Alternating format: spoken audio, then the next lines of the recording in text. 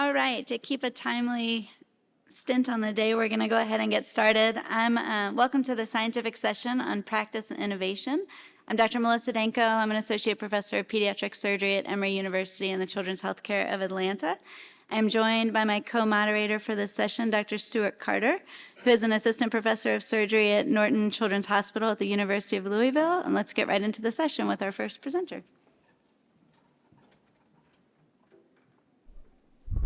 All right, our first presentation is intestinal stem cell renewal and differentiation in response to mechanical force during epithelial regeneration. Dr. Slavash Shariatzadeh. Good morning, everyone. Thank you for the opportunity. My name is Siavash. I'm a postdoc at Stanford Pediatric Surgery, and this research is about how intestinal stem cells respond to mechanical force. I have nothing to disclose. We have previously showed a successful bowel lengthening using mechanical force in a model called a spring-mediated distraction enterogenesis.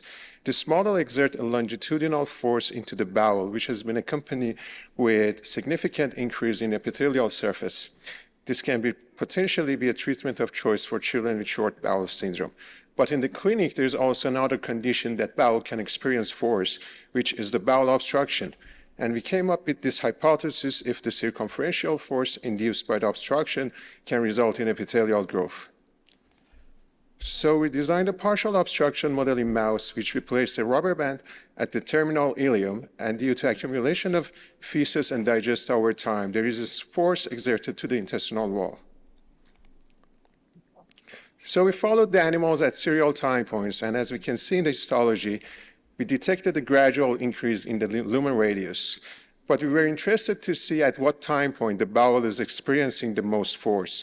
So we studied the crypt width, crypt density, and crypt muscle thickness. We found out that there is a significant increase after 3 days in crypt width. Also, there is a sharp decrease in crypt density and muscle thickness. So it's showing that the bowel is stretching out and sensing the force maximum at post-op day 3. To study the regeneration, we studied crypt fusion, a process that one crypt split into two, as we can see the crypt bifurcation in the histology after 5 days, and we found out that the crypt fusion maximum happens at post-op day 5. We also looked into the proliferation rate of epithelial cells by Ki-67, and we found out that the maximum proliferation is happening 2 days after mechanosensation, so we called post-op day 5 the maximum regeneration state. To study the underlying mechanism of this process, we did the bulk RNA sequencing of the dilated tissue proximal to the rubber band, and we compared the day 5 with day 3. And interestingly, we found out that the intestinal stem cell signature was showing up in this process. It was, besides the other force-related pathways, such as ECM receptor interactions and focal adhesions.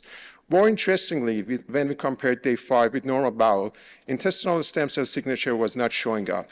This suggested that this pathway is only upregulating due to effect of force when we compared day 5 with day 3.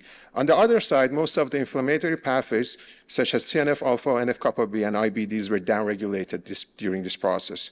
So this suggested that this regenerative response is independent from an inflammation. To study the remodeling of the tissue, we investigated the cell composition adaptation of the tissue.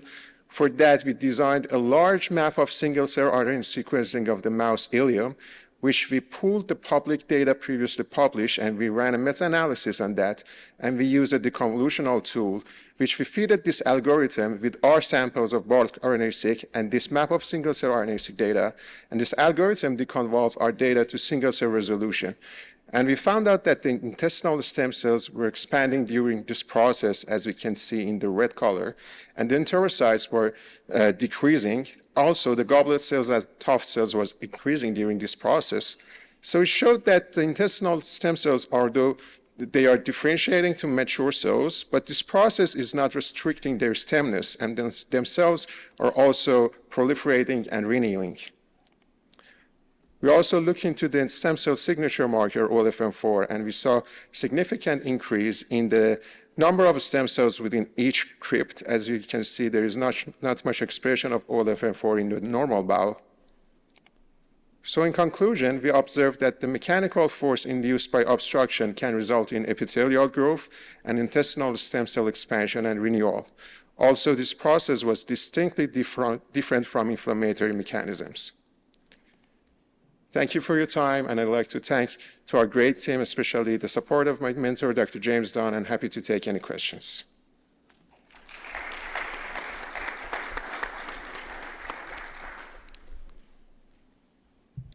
To Copy London, thank you. This was a great study. Do you have any mechanicistic understanding of what happened? Have you investigated, for example, if YAP-TAZ or other mechanical signaling are involved in these type of changes that you observe? Thank you for the question. Yes, there are different mechanosensation mechanisms that happening in the tissue. And we have studied the YAP-TAZ pathway as well as piezo pathway, focal adhesion pathways. And in the YAP-TAZ pathway, we detected very interesting results that along with these observations, the YAP were nuclealized in the cells at day 3 maximum, which shows that the maximum mechanosensation has happened there and the proliferation starts after that. Yeah. Thank you. Have you looked at differences between the two models you described, the spring versus rubber band models? Mechanistically, we're still waiting for our data, but it's something that's in the process, and we are actually interested to study if there are similarities exactly between them. Yeah. All right. Thank you very much. Thank you.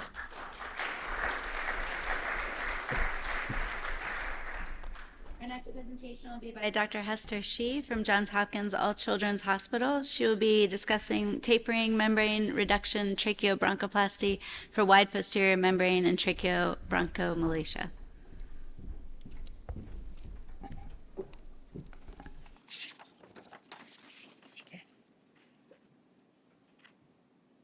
Thank you for the opportunity to present our work. We have no disclosures. Tracheobronchomalacia is characterized by excessive dynamic airway collapse due to anterior compression, posterior intrusion, or malformed cartilage. Posterior tracheobronchopexy addresses tracheomalacia due to posterior intrusion, but does not directly deal with a widened posterior membrane. In these cases, posterior tracheobronchopexy may be suboptimal given the redundant membrane, requiring a secondary anterior approach to provide additional airway support. In adults, polypropylene mesh has been used to plicate the wide posterior membrane. However, mesh erosion and infection are concerns, particularly in the pediatric population. We describe an innovative, non-mesh-based surgical strategy, the tapering membrane reduction tracheobronchoplasty, to taper the posterior tracheal membrane and improve the cartilage shape as an adjunct to established tracheomalacia surgical approaches. Through a posterior thoracotomy, the esophagus is fully mobilized from slightly above the thoracic inlet to a few centimeters below the carina in order to expose the back wall of the trachea and bronchi while protecting the vagus nerve. Under bronchoscopic guidance, full-thickness marking sutures are placed in the midline of the posterior tracheal membrane in the portion to be tapered.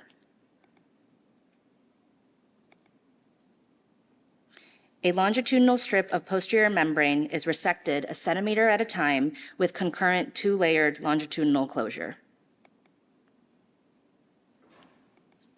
The first layer is a running horizontal mattress suture,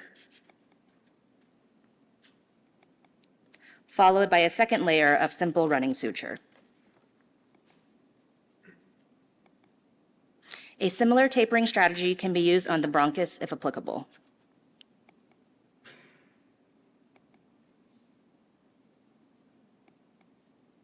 Posterior tracheobronchopexy further stabilizes the posterior tracheal membrane to the anterior longitudinal ligament of the spine. This is a before and after view, and before and after views on bronchoscopy. We retrospectively reviewed patients who underwent tapering membrane reduction tracheobronchoplasty at 2 institutions from November 2022 to October 2023. 51 patients, most with esophageal atresia, underwent tracheobronchoplasty at median age of 28 months. Primary indication for operation was mostly recurrent respiratory infections and blue spells or bruit events. On preoperative dynamic bronchoscopy, all patients had bow-shaped cartilage with a wide posterior membrane. Most demonstrated complete airway collapse. The tapered segment was mostly tracheal, and the majority had resection of their tracheal diverticulum, or remnant of their original TEF, in the setting of a prior EA-TEF repair included in the tapered segment. Concomitant procedures included posterior tracheobronchopexy in all patients, 78% including the tapered segment, and at median follow-up of 2 months, there were no recurrent blue spells or bruit events. All patients extubated or weaned from positive pressure ventilation, and there were significantly reduced respiratory infections. Complications included esophageal leak, vocal cord movement impairment, chylothorax, esophageal dilation for dysphagia, 1 revision tracheobronchopexy, and 1 tracheal dilation for stenosis. There were no mortalities. In conclusion, tapering membrane reduction tracheobronchoplasty is an innovative technique that is feasible and safe as an adjunct to treatment for tracheobronchomalacia and may be applied to adults as a mesh-free alternative. In short-term follow-up, there was significant improvement in respiratory outcomes. Further studies are needed to determine its effectiveness in longitudinal follow-up. Thank you. I'm happy to take any questions.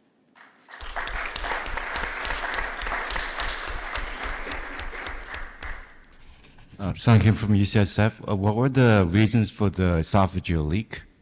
There were a couple that were related to concurrent esophageal work, like esophageal anastomosis, and then a couple related to traction and retraction injury.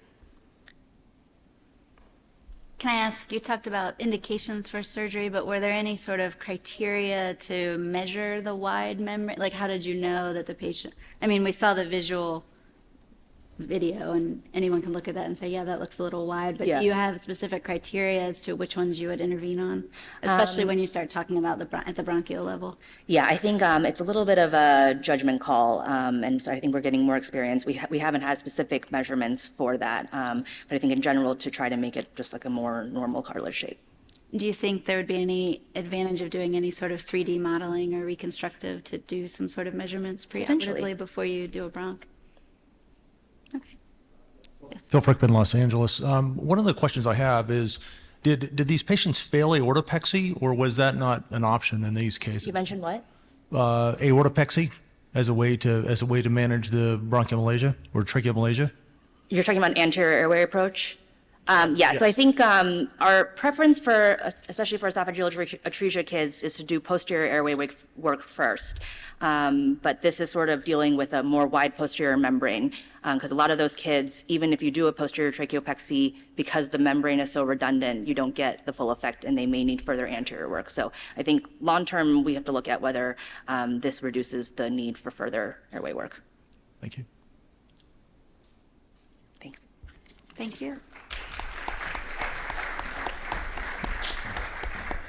Our next presenter is Dr. Elizabeth Hughes, in vitro and in vitro testing of a novel 4-in-1 device used in a preclinical model of neonatal esophageal stricture.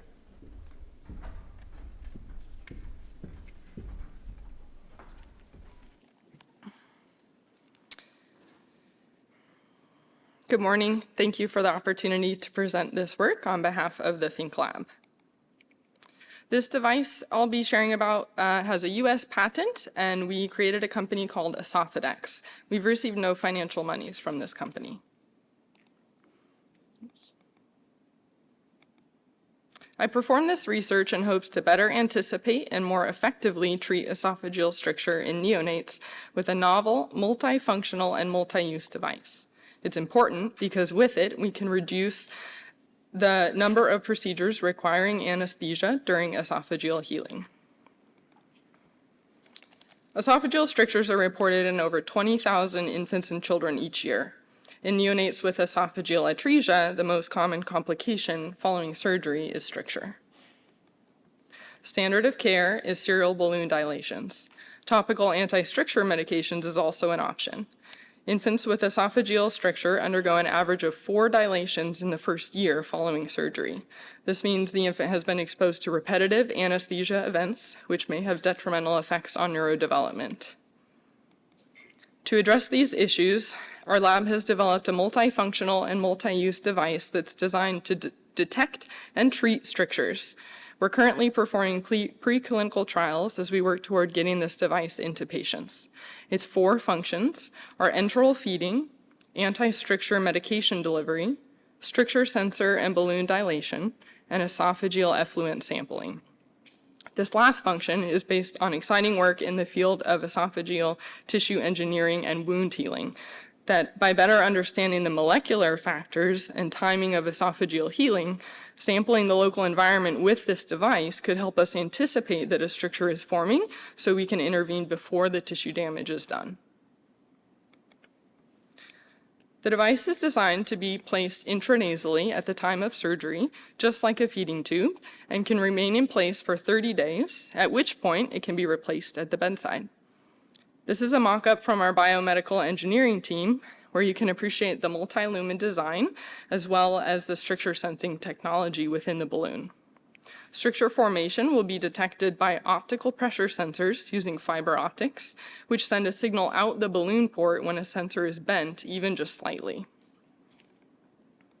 Here's a schematic of the procedure for anti-stricture medication delivery, using the balloon as a dam while instilling topical medication at the site of the stricture. Using fluoroscopy, the exact positioning of the device can be assessed in real time during dilation, medication delivery, and as needed.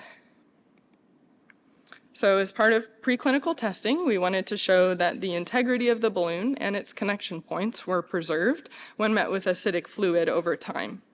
We also wanted to compare its performance to that of a commercially available balloon dilator.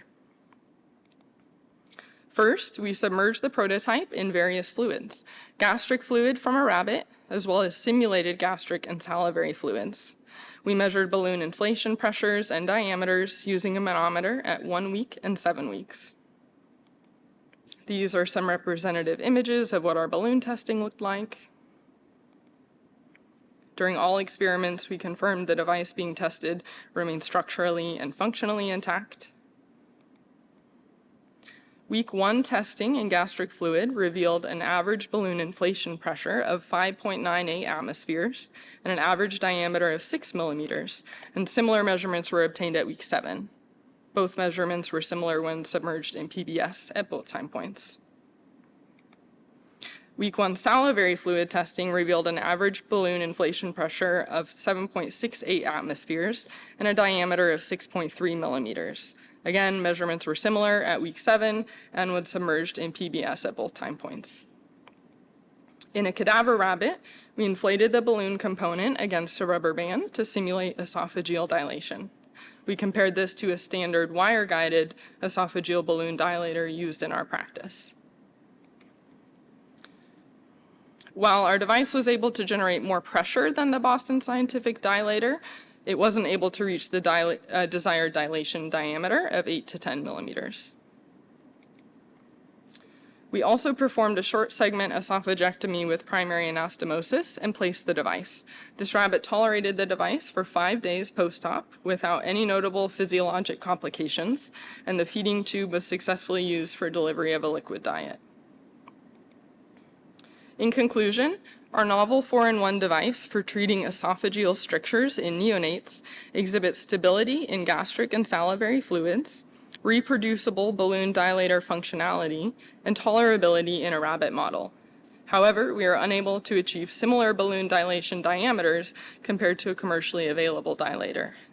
We plan to further optimize the device's balloon dimensions and add in the stricture sensor. We've also started long-term in vivo testing using a validated animal model of esophageal stricture. By allowing for treatment, monitoring, and even prevention of esophageal stricture all at the bedside, this device will reduce the number of procedures requiring anesthesia during healing in neonates with esophageal atresia, and it may be applicable across many disease states in the future. I'd like to thank the members of the Fink Lab who contributed to this work, and I'd be happy to take questions.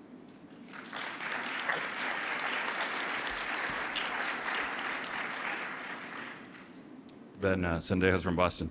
Thanks for sharing this with us. A couple concerns I have or questions for you. You're sort of talking about leaving essentially a transanastomotic feeding tube with dilation and medication capabilities.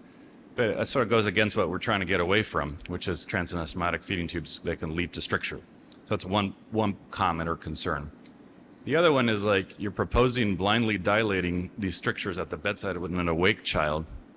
And there's so much to be learned about the look of the stricture endoscopically, a pre-dilation contrast study, measuring the stricture before, assessing your response, and you're not going to have any of that information. So I worry you're going to get into a lot of trouble by trying to do this in an awake child, in fluoro, not knowing how the stricture looks, having to, I think you're going to get into trouble with that. That's my concern. I don't know if you have any comments to that. Yeah, thank you for your comments and those things to look out for. So we have yet to get to the true in vivo studies, but we're kind of on the cusp of that. And so I think we'll need to kind of consider all those things, maybe even testing animals who are awake and see, if we can get a good assessment. And in the lab, we'll be able to use endoscopy before and after. The hope is that fluoroscopy would show the, success of the dilation, but we'll definitely need to keep that in mind. I think you just have to go back to the principles of what makes a safe endoscopic dilation of a stricture.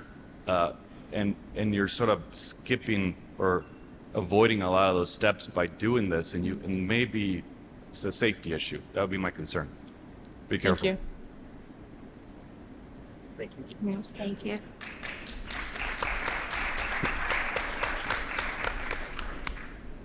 Our next talk is going to be given by Dr. Matthew Rails, an assistant professor at Nationwide Children's Hospital. He will be speaking to us about an internal prototype verification of a novel endoscopic treatment for short bowel syndrome. Thank you for the opportunity to present. I have no disclosures other than there's been over a dozen other surgeons who've worked on this project, and I would be remiss not to mention them, especially my surgical mentor, Dr. Dan Teitelbaum, who passed away in 2016 from a brain tumor, and I was honored to take over this project from him.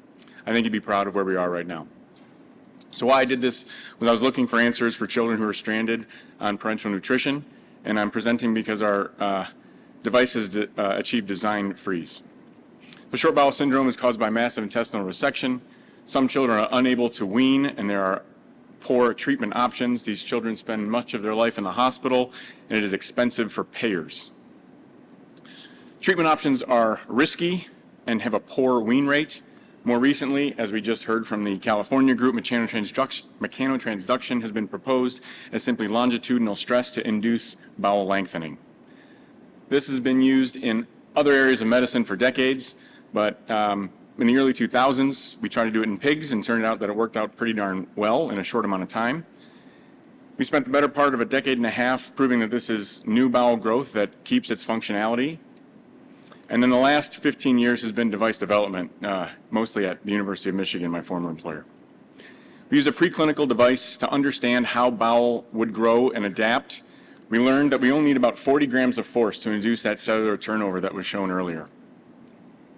The challenge, though, is that we want an endoscopic device. We don't want any more surgeries for these children. We'd like to safety couple and decouple from the bowel wall so we can then produce or give those distractive forces, that 40 grams, without causing any tissue damage.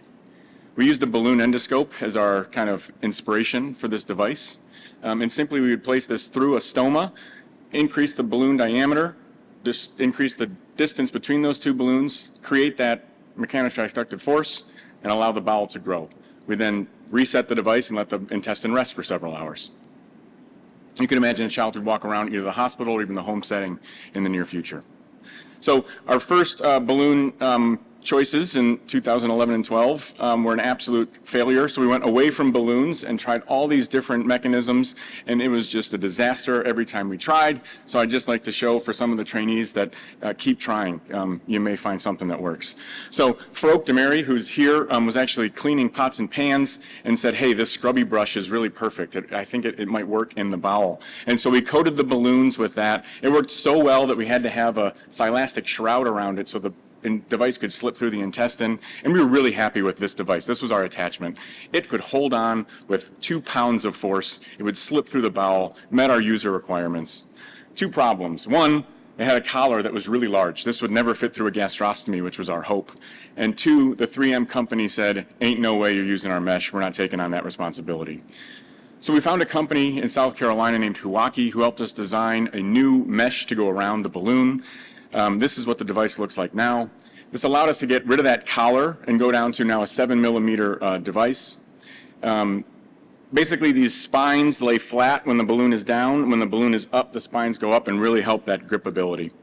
This is a CAD drawing of our device at present. And so what we wanted to do is make sure this device worked like that perfect device that we had before that wouldn't go through the gastrostomy. So we used excise bowel and then a non-recovery adolescent pig for 2 to 3 hours with blood flow to the intestine. A couple of videos here because picture's worth 1,000 words. Hopefully that starts. There we go. So in excise bowel, you can see that the device will slip into the intestine bidirectionally. It holds on a little bit, but very easily passes through. This will also be over a stiffening wire, so that will be a little bit easier as we're going. And then again, simply to show the device in action, this is dilated to 27 to 29 millimeters. Just simply tugging on it, showing that, man, that's a lot of force.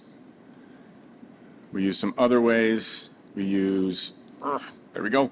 That's again about 2 pounds. Well, not 2 pounds there, but we could get to about 2 pounds. But showing that once we deflate the balloons, this slips right through the bowel against the grain as well. Using a force monitor, we can get about 800 grams of force. There's no gross mucosal damage to excise bowel when we do that. But again, we only need 40 grams of force to induce this cellular turnover. I lost a slide here, but we also, in that non-recovery animal model, we blew up balloons for over 2 hours, either into distracted conformation or just a standalone, and then looked at all that microscopically afterwards to, again, look at the mucosa. This is showing that we overinflated a balloon to try and blanch the bowel to show that if we kind of stop the blood flow at that area, what might happen. This is from a previous observation. At 2 hours, the bowel adapts, and actually I think you can appreciate that the blood vessels kind of swell and adapt, so there's actually no problem that we can see with causing necrosis. So after that 2-hour period, again, we would deflate the balloons and rest the bowel at that point. When we look microscopically, at all places we only see blunted villi, some very superficial focal mucosal erosion, and some superficial necrosis to the mucosa. Nothing full thickness, nothing down into the lamina propria. So in conclusions, we've reached design freeze with our device.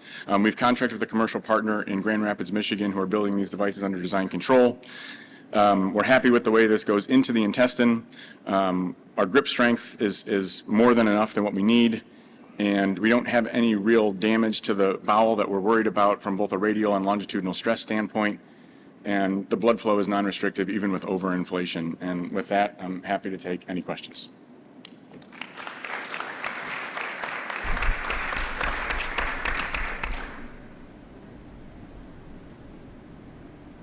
Hi, thank you for that. That was a wonderful presentation.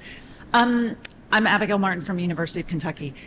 I have just a practical question, and maybe I just didn't quite understand from your presentation. It sounds like the intended mode of insertion is going to be through an ostomy, an Yes. ileostomy or jejunostomy. So my question for you then is, at least clinically, most people who specialize in short gut syndrome clinically try very hard to reverse the stomas, put the colon back in continuity, preserve that ileocecal valve. How would you address that in those patients, since that clinically that's how we would treat most of these children? Great question. Thank you. Well, that was the really nice part about this design change, is that we've got it down to 7 millimeters. And so we think with even a little bit of dilation, we might be able to get it through a gastrostomy, and that little bit of dilation may be worth it if we can gain 10, 12 centimeters of intestinal length. The other option we've discussed is natural orifice, going retrograde through an anal opening. Transrectal drains for appendicitis seem to be well tolerated in children.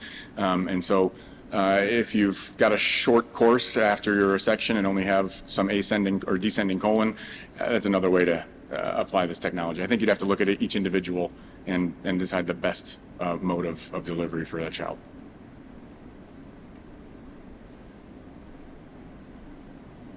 Thank you. Thanks, guys.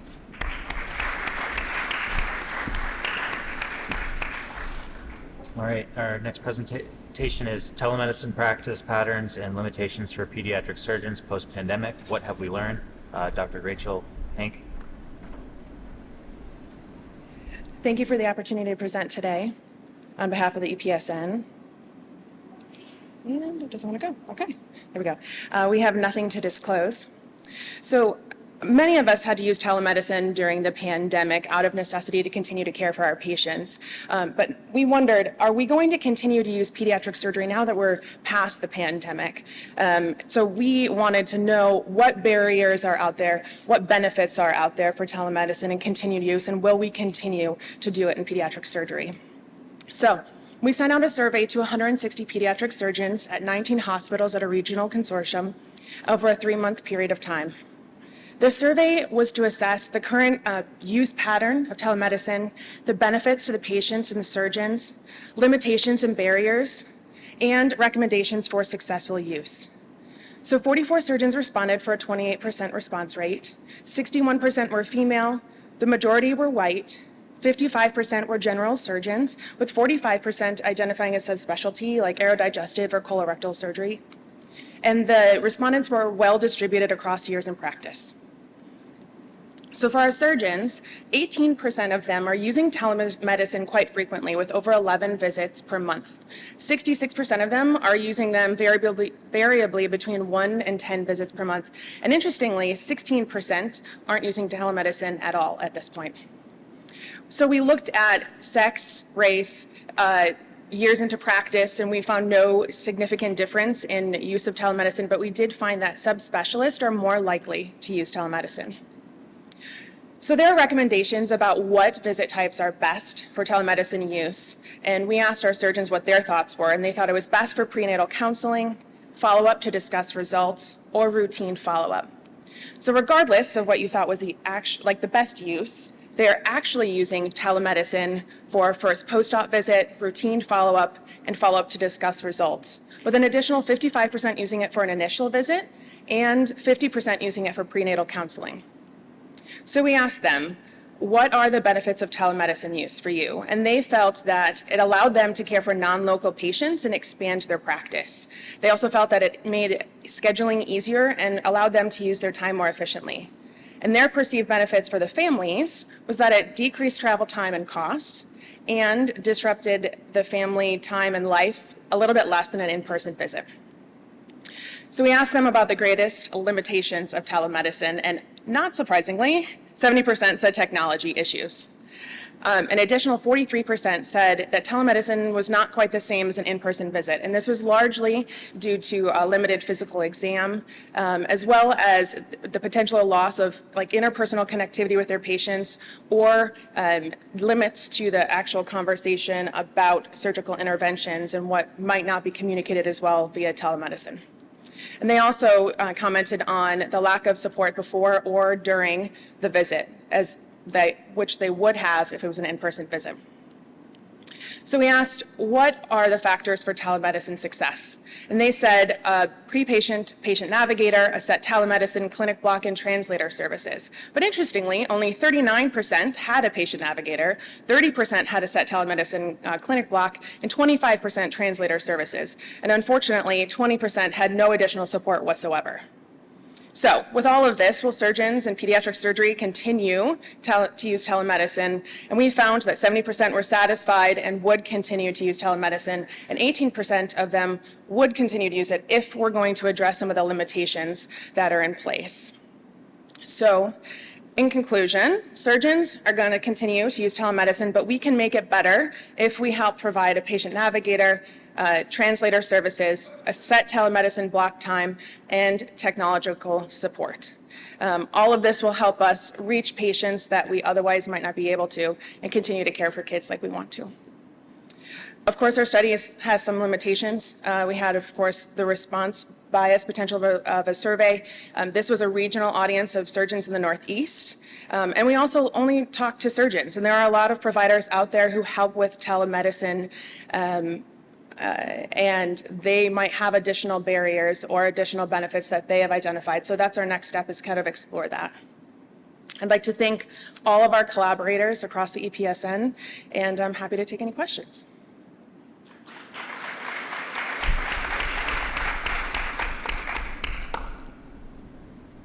Hi, Kathy Van Leeuwen from Phoenix. So that's a great study, and I saw that you said the surgeons perceived what the families thought. So I guess that'd be the next question is, are you going to ask the families?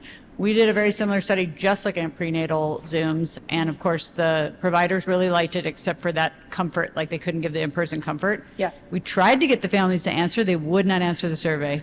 So if you, we had two responses. So I wondered if you're thinking about asking the families and how you're going to do that. That's a great point. That actually was the next step. So we had two additional things we wanted to do. Talk to our other providers who are not surgeons to see their thoughts, but also then to talk to the families and see their input. We are still strategizing, so I will find you after to get some ideas of what didn't work so we can try to come up with an idea to get that information. Gail Besner, Columbus, Ohio. Thanks for a really nice study.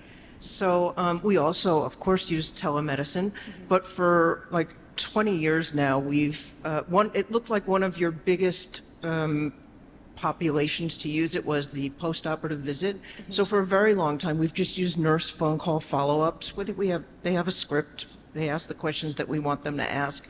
So it avoids all of the technical problems because everybody pretty much has a cell phone. And it frees up the clinic time so that you can see more new patients because you're leaving the follow-up, routine follow-up to the nurses. So any thoughts on, that?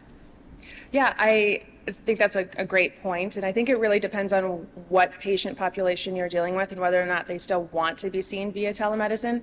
So I think it just has to be patient specific, and I'm sure there's provider preference that weighs in on that as well. Thank you. Thank you. Our next speaker is Dr. Colton Wayne. He's a research fellow at Nationwide Children's Hospital. He will be presenting NIH funding for the pediatric surgeon scientists, an analysis of current trends.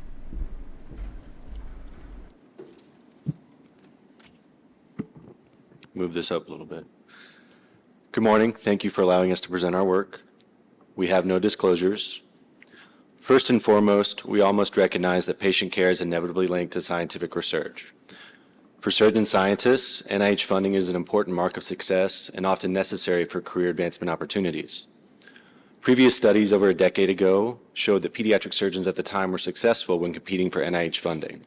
However, the last 10 years has shown a number of changes, including increasing pressure on clinical productivity, as well as a perceived decrease in NIH funding success. There's a growing concern that the surgeon scientist is a dying breed and that it's becoming more difficult for surgeons to stay involved in research. We must ask ourselves what impact this has on the career trajectory and the opportunities of young investigators attempting to build their research careers. Therefore, the aim of our study was to analyze the current state of NIH funding for the pediatric surgeon scientist. To do this, we acquired the APSA membership list and focused our efforts on regular and associate members. We identified 1,079 surgeons who were cross-referenced and analyzed using an online NIH reporter tool. Additionally, we sent out an IRB-approved survey to these surgeons as well. Of the 1,079 regular and associate members, 149 had previous or active funding, representing 13.8% of the regular and associate membership. 4 of these surgeons were excluded for incomplete information, leaving 145 with full funding information to analyze.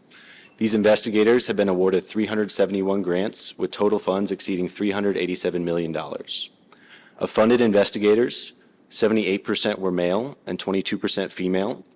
84% had a medical degree, while 16% had an additional PhD. And regarding their level of professorship, 32% achieved the rank of chief or chair, while 24% were professor, 25% associate professor, and 15% assistant professor. Limiting our search to those with active NIH funding only, 52 surgeons had active NIH funds, representing 4.8% of regular and associate membership. These surgeons had 80 grants with active funding in the total of $44.2 million. Of the 371 total grants, 282 were independent, while only 42 were mentored. Of these 42 mentored awards, 38 were K08 for basic science research, while 2 were K23 for clinical research. Of the 80 active grants, 73 were independent, while only 7 were mentored awards. And of these mentored awards, 6 were K08 for basic science, and 1 was K23 for clinical research. 100 of the 145 regular and associate surgeons with previous or current NIH funding achieved independent investigator status during their research careers. And of these, 33 did so with a prior mentored award, while 67 did so without. Regarding our survey results, we had 72 respondents, all of which reported prior research experience at some level of training or practice.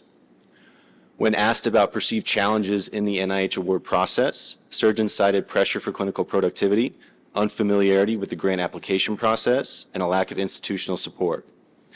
When asked about mentorship, these surgeons felt that it was strong as a trainee, but lacking after they transitioned into practice. When asked for areas of improvement, surgeons recommended improving mentorship, protecting research time, an overhaul of the RVU reimbursement system, as well as more grant application education for junior faculty. Despite all of these roadblocks to success, these surgeons still felt it was very important to remain involved in research and for pediatric surgeons to compete for NIH funding. Finally, we wanted to evaluate how our study compared to those done over a decade ago. A study by King et al. In 2013 looked at regular and senior APSA members, and of those 639 surgeons, 13.4% had previous or active funding, with 5.9% having active funding at the time of their study, totaling $7.2 million. Additionally, they found that 9 had active mentored K08 grants.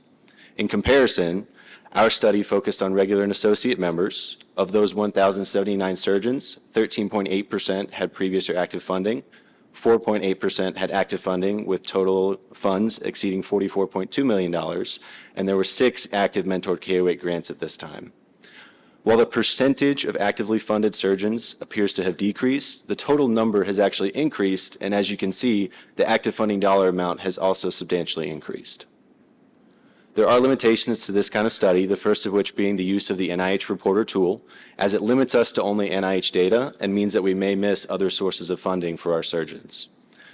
Additionally, only a small percentage of APSA surgeons responded to the survey, and there's always the potential for survey bias, as those who are funded researchers may have been more likely to respond.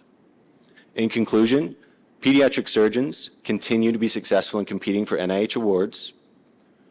The percent of actively funded surgeons has decreased only slightly, with the number of those funded surgeons increasing in the last decade, as well as the active NIH funding dollar amount increasing 6-fold since 2013.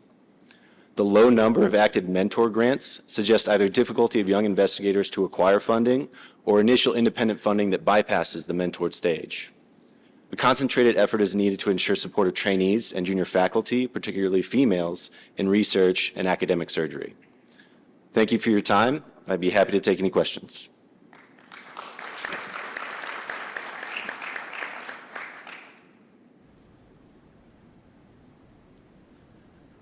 James Dunn, great study.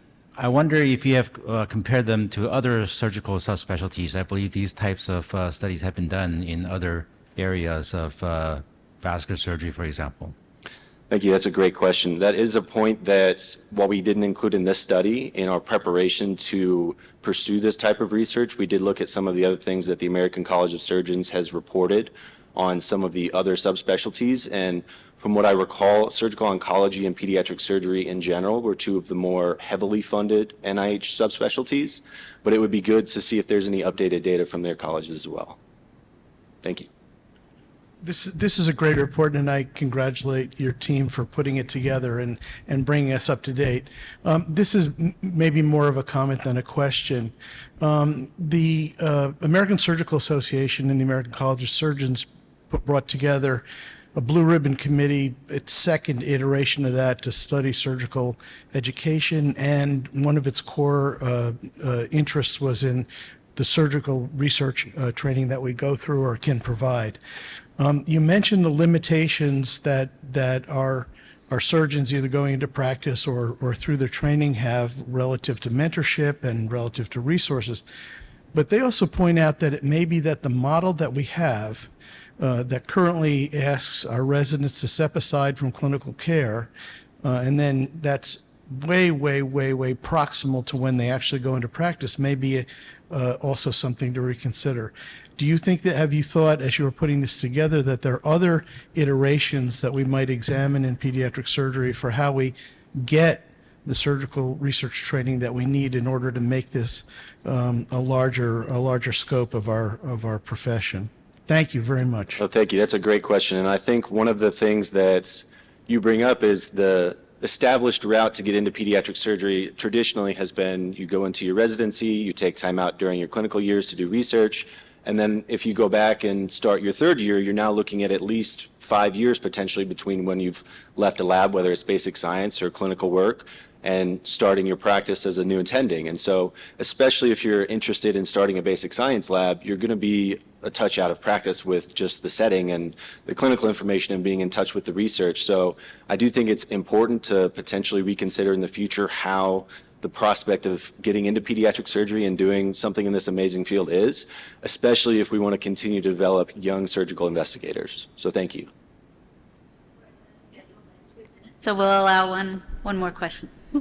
I probably have more of a comment than a question too, but I wonder if in your surveying, did you ask at all about surgeon scientist careers outside of the academic realm? And I would ask a question because I think there are a lot of good examples of people who have taken their clinical skills and their scientific research skills and actually function as full-time scientists, but not necessarily in an academic role. And so I work for Intuitive now, and we actually have 4 pediatric surgeons who function in surgeon scientist roles at that company and are doing research that is having impact on our field at scale. And in my time at IBM, I also oversaw a 40-person team that within 3 years was putting out 40 manuscripts and 75 abstracts a year. Again, I think there are many different career pathways that surgeon scientists can have to have an impact on the field. I'm delighted and congratulate you on your work to see so many pediatric surgeons being successful in NIH funding, which is one pathway. That's a great point. And one of the difficult things that we try to collect information on is funding sources for research outside of the NIH. We looked at things like PCORI, which is the Patient-Centered Outcomes Research Institute, and it's just that there wasn't a lot of funding that had been going to pediatric surgeons from that route. And one of the things we tried to understand with our survey was for them to type in if they had other sources of funding, whether it was intramural or extramural. And so there were quite a few, I want to say maybe 28 to 30%, that reported no intramural or NIH funding, but had extramural sources. And so whether that's industry or Bill and Melinda Gates Foundation, things along those lines, I think that there is an uncaptured collection of surgeons in our study that do have good funding and are doing great research. And hopefully, if we can get more survey response in the future, we can collect some more of that data. So thank you. Congratulations. Thank you. Thank you. All right, our next presentation is impact of locum tenens providers on delivery of pediatric surgical care. Dr. Lindsay Wolf.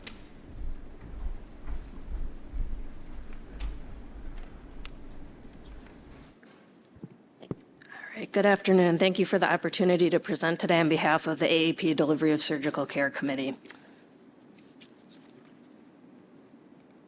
We have no disclosures. So this study was undertaken to better understand how locum tenens providers contribute to the provision of pediatric surgical care. Historically, there's been a shortage of pediatric surgeons in the U.S.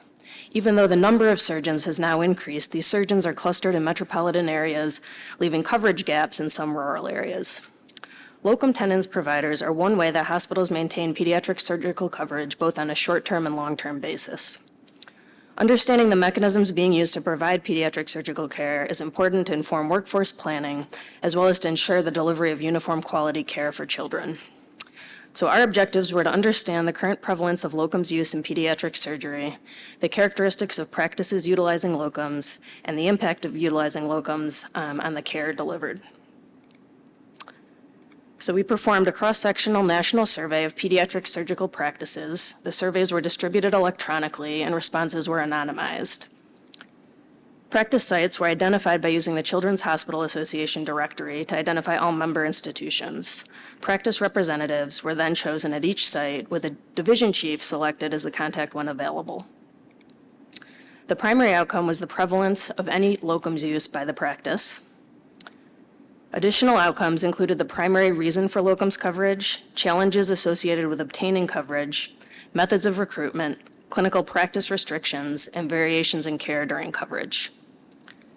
Bivariate and multivariable regression were performed. So surveys were distributed to 172 practices and completed by 122 sites for a response rate of 71%. Any locum tenens use was reported in 37 of the 122 practices, or 30%. These results are stratified by whether the locum tenens provider worked at a primary or a satellite site. Locums use at both sites was present at 2 of the practices. Locum surgeons were most frequently used at least 1 time per month, but less than 1 time per week. The primary reason for use was most frequently reported as ongoing or interim coverage needs. On average, practices that used any locums coverage had fewer surgeons in the group and fewer hospital beds at the primary site. The majority of practices either had a pediatric surgery training program or were described as academic but without a fellowship program. In bivariate analysis, practices that did utilize locums were more likely to self-classify as rural or suburban compared to urban. These additional characteristics are not shown, but the majority of sites were designated as either a level 1 or level 2 trauma center and had an associated level 4 NICU. The majority of sites had children's surgery verification status or were currently undergoing the verification process, and none of those characteristics were associated with the use of locums. Overall, 41% of those using locums reported that it was challenging to find coverage when it was required. These challenges were most commonly described as lack of availability and licensing or credentialing issues. When locums coverage was not obtainable, most gaps were covered by the primary practice with reimbursement. Most sites using locums identified providers via placement agencies, followed by word of mouth. Restrictions on the scope of practice for locums providers were present at 14% of practices and included restrictions on ECMO, neonatal index cases, and operative trauma. Only 1 site reported restrictions on accepting transfers during locums coverage. Most sites reported a formal orientation process for locums providers. Observed variations in practice during locums coverage were reported at 76% of the sites using locum tenens, with these variations most commonly reported in the domains of pathways or practice patterns and quality or outcomes. All of these variations reported were characterized as either negative or neutral. On multivariable logistic regression analysis, the model demonstrated increased odds of locums use in practices in rural and suburban sites compared to urban sites. There was also an association with NICU designation, with sites with a level 4 NICU less likely to utilize locums compared to sites with a level 1 NICU. So in conclusion, we found that there was utilization of locum tenens surgeons by nearly 1/3 of pediatric surgical practices, with an increase from the last reported prevalence of use of 24% in 2013. While these providers are key to filling coverage gaps, there were concerns raised by survey respondents about the quality and uniformity of care delivered. These results suggest that there's an opportunity to define, metrics for locum tenens providers, as well as to create practice pathways to standardize pediatric surgical care. I want to thank the members of the Delivery of Surgical Care Committee who contributed to this project, especially Dr. Barry Rich for her guidance, and to all of you that participated by completing the survey. I'm happy to take any questions.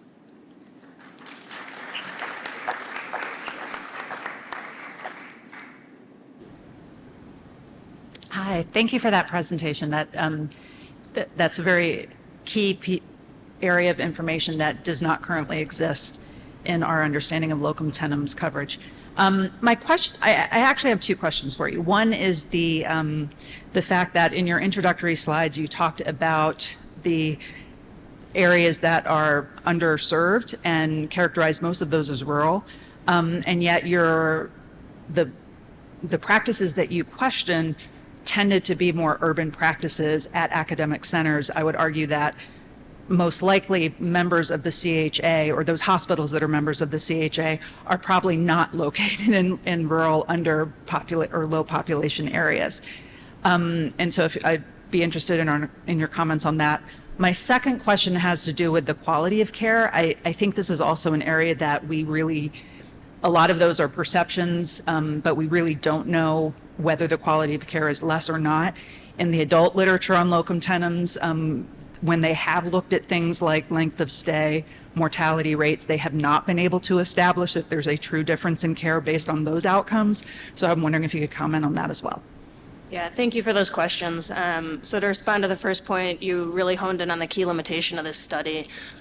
So we selected the CHA database as a way to get a national sampling of practices, but certainly the practices that we were most likely to miss are those that are in rural, non-academic settings.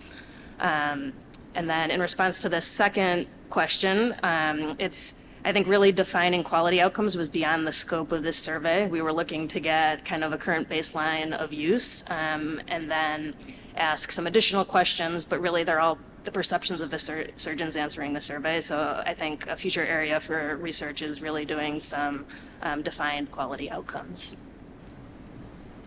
Thank you for your great talk. Do you happen to have any data on the numbers of pediatric surgeons that are doing locums? Because it really seems like it's really increased as far as people that do locums, and I wonder if that has anything to do with COVID and burnout and things like that. It just seems like it's higher anecdotally. Yeah, I don't have, on the surgeon level, I don't have those numbers, but on the practice level, it's certainly increased over the past 10 years. Thank you. Hi, Ronnie Sullins, UCLA. Question just about the onboarding process. I noticed that there were not really that many places that had a good onboarding process for their locums folks. And I wonder if that has anything to do with the perception that there's lower quality care from a locums provider, and maybe if there's a better process, because a lot of the locums providers are actually quite independent and autonomous and are actually better surgeons than some of the hires that are coming into group practices. Yeah, thank you for that point. I think especially as people reported that the variations in care were most commonly occurring along practice pathways and things that may be institutional dependent, the use of an onboarding process can kind of standardize the care provided when locums are covering. Thank you.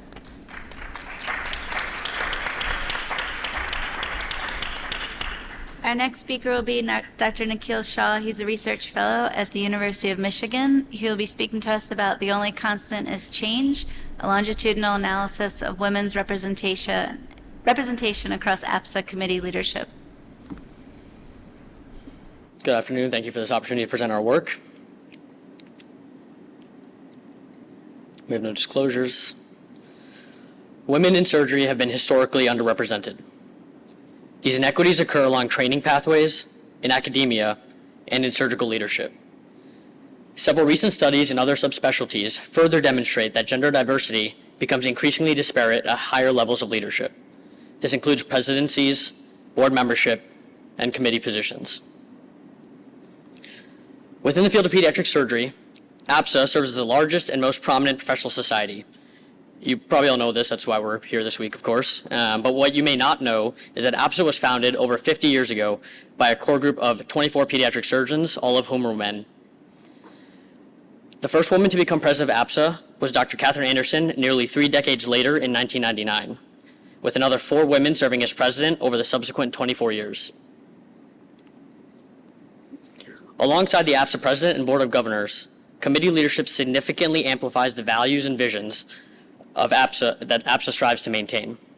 So we aim to examine the longitudinal representation of women surgeons across APSA's committee chair and vice chair positions. APSA committee rosters from 2003 to July of 2023 were obtained, from which we derived those serving in committee chair or vice chair positions. Similar to existing studies in this realm, gender was considered a binary entity and was categorized using self-reported data in the member directory. The proportion of women who served as chair and vice chairs were quantified both by year and by committee. Subgroup analysis of certain highly influential committees, as determined by our 3 senior authors, was also performed. Now, to provide a bit of context of the growth of APSA over the years, the total number of existing committees increased from 17 to 30, Similarly, the chair positions increased from 17 to 30 over 20 years, and the vice chair positions increased from 10 to 26. And in terms of context for our organization as a whole, the total number of regular women surgeon members increased from 13% to nearly 32% in 2023.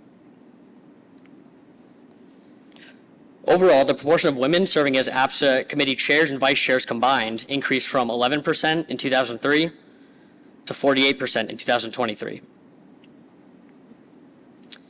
The most substantial periods of growth and diversification occurred in 2014, 2018, and 2021.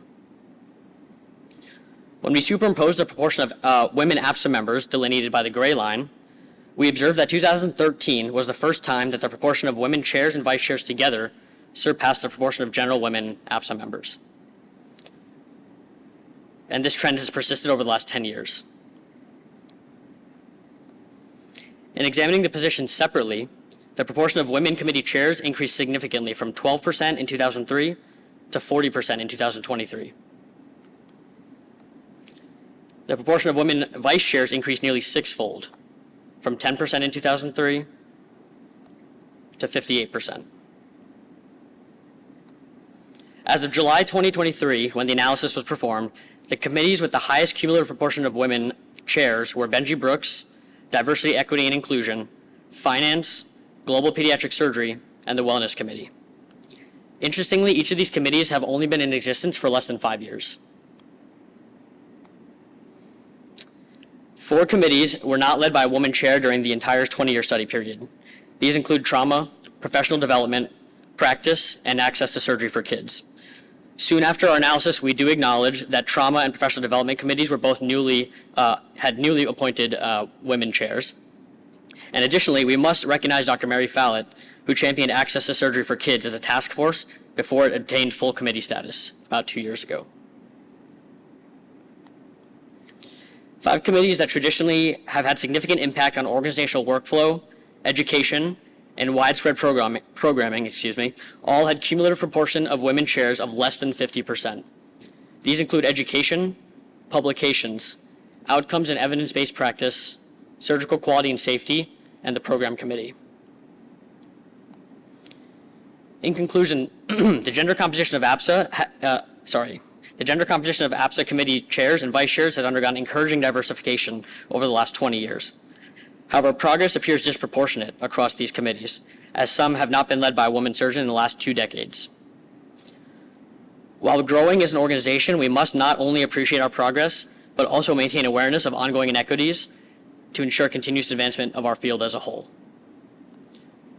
I'd like to thank my co-authors, the perpetual MVP Marina Petrula, for their contributions to this work, and specifically Dr. Herschel, Dr. Henry, and Dr. Van Leeuwen for their continuous commitment to inclusive and diverse leadership. Thank you for your time. I might be happy to take any questions now.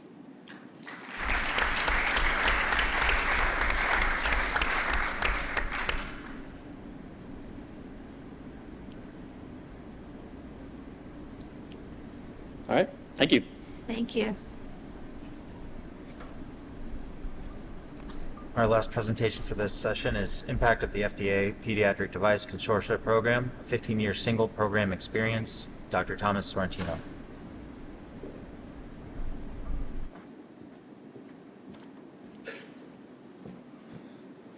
All right, good afternoon. My name is Tom Sorrentino. I'm a general surgery resident at UCSF, one of our 2 current surgical innovations fellows. And today I'm happy to present on behalf of the entire UCSF Stanford Pediatric Device Consortium our progress in advancing pediatric medical device development over the last 15 years as the only continuously funded PDC program in the country. Just by the way of disclosures quickly, Gravitas and Diatero have both received funding from the PDC before, but will not be discussed in this presentation. As anyone in the room who's tried to do this knows, medical device development is hard. And if you've had the boldness to go a step further and try to develop a device for pediatric indications, you know that this is really, really hard.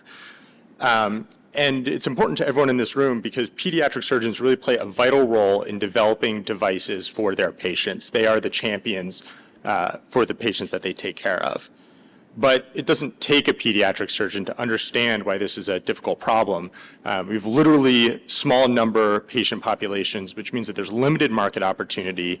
Any device errors have the potential for lifelong consequences, which means more product liability. And as you all know, children are not just small adults. They come in a very wide range of sizes and physiologies, which leads to inherent design challenges. And the difficulty is reflected in the graph here, which shows that at a cohort of leading children's hospitals, the number of medical device trials over the last 25 years has been 1 to 2 orders of magnitude less than the number of drug and biologic trials. And so recognizing this enormous unmet need, the FDA in 2007 announced the Pediatric Device Consortia Grants Program. And this was brought on to get leading academic pediatric centers to serve as hubs for catalyzing medical device development through both in-kind services and direct funding. So our program was founded in 2009 by Dr. Michael Harrison, who likely needs no introduction. We were joined by the group at Stanford in 2018, and just this past year, we're renewed in the 5th grant cycle, again, as the only continuously funded PDC. And we're proud to be one of 5 groups across the country who lead the way in pediatric medical device development. So how does our PDC work? We provide development support across the entire spectrum. We have a weekly innovators forum where anyone who has a pediatric specific interest can come and present their idea and receive structured feedback and guidance. We have an annual pitch competition that hands out hundreds of thousands of dollars in direct funding to trailblazing pediatric medical device companies. And then we offer ongoing support across the development spectrum with help with engineering, business, IP, regulatory, and reimbursement, as well as supporting real-world evidence studies. And so what does this impact look like? Well, over the last 15 years, we've advanced over 500 projects through our Innovators Forum. We've given out $1.4 million in direct funding to projects through our PDC Accelerator program, and those companies have gone on to raise over $130 million in follow-on funding. Our PDC has supported 12 companies from concept to first in human, and an additional 12 that have gone on to have FDA-cleared products. And conservatively, there have been over 20,000 patients that have been positively impacted by technologies developed just through our Pediatric Device Consortium. And I want to quickly highlight a couple of the success stories. I know James Dunn is in the audience. I promise this wasn't pre-planned, but Dr. Dunn and the company Eclipse Regenesis received PDC funding in 2020. Since then, their novel device for treating short bowel syndrome has gone on to be a company in residence at Fogarty Innovation, which is the premier medtech incubator in the Bay Area. They have an ongoing IDE study at UCSF and Stanford, and last year completed their first in human cases successfully and are on their way towards a pediatric population.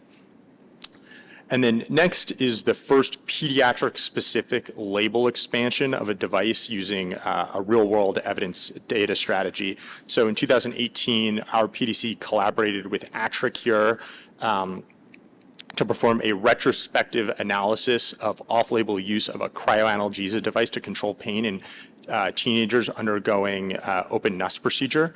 And that data showed that those patients had a more than 2-day reduction in their length of stay, and the data was used as the foundation for the first pediatric-specific 510(k) clearance of an indication expansion for a medical device.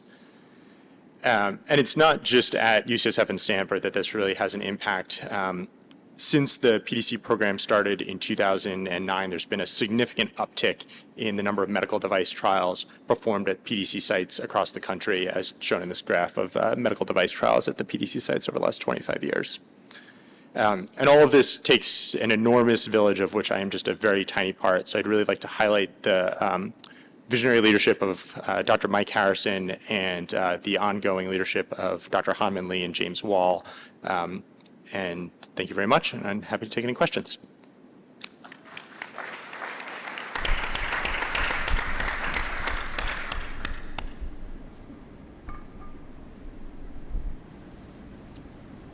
Yeah, Phil Frickman, Los Angeles. So, as a pediatric surgeon who actually has a device that's currently under FDA review, during the process, I actually worked with one of the worked with the PDC at Children's Hospital Los Angeles. Okay. And unfortunately found it very unhelpful, actually. So I congratulate the UCSF, I think the UCSF Stanford collaboration has been extraordinary. I mean, you clearly have shown a lot of success, although perhaps evidenced by the grants that obviously you've had a lot of renewal grants, but also, it looks like there's been a consolidation of the PDCs into centers that are actually quite successful. And so, I mean, I guess really it is very hard, and therefore, the success of the UCSF Stanford PDC, I think, is quite tremendous. So keep up the good work. Yeah, thank you. And I think that partially lends itself to the ecosystem that we live in. Silicon Valley is sort of the heart of technology innovation in the country, and we have the very great fortune to be around the Stanford Biodesign Program and Fogarty Innovation, and these different programs that help develop technologies after they leave the academic space. And so we're very grateful for those support services around us. Gail Besner from Nationwide Children's. Thanks for a very enlightening talk, and it's very impressive. So we at Nationwide have the newest of the group. Yes, congratulations. The Midwest Pediatric Surgical Research Consortium. So as somebody that's been renewed 5 times, and there are other programs that have lost their, status, what advice do you have? What made your program special that you've never failed and some other consortiums have failed, so that we can learn from you? Yeah, I think one of the things that we've done as a program is, in addition to building on the strengths that we have incorporated new elements into the grant each cycle. So the big thing that we've now doubled down on is this real-world evidence segment. And so that AtriCure study was sort of a proof of concept. And now, as part of our most recent grant, we offer formal consulting services on real-world evidence studies, and see that as a strength of ours, given the team that we have, and a way to really take existing devices and make them approved and coverable for pediatric indications. And that just helps expand the pool much larger. And I think that was at least the feedback that we got in the grant. I think a big part of why this most recent cycle was successful. All right. Thank you very much.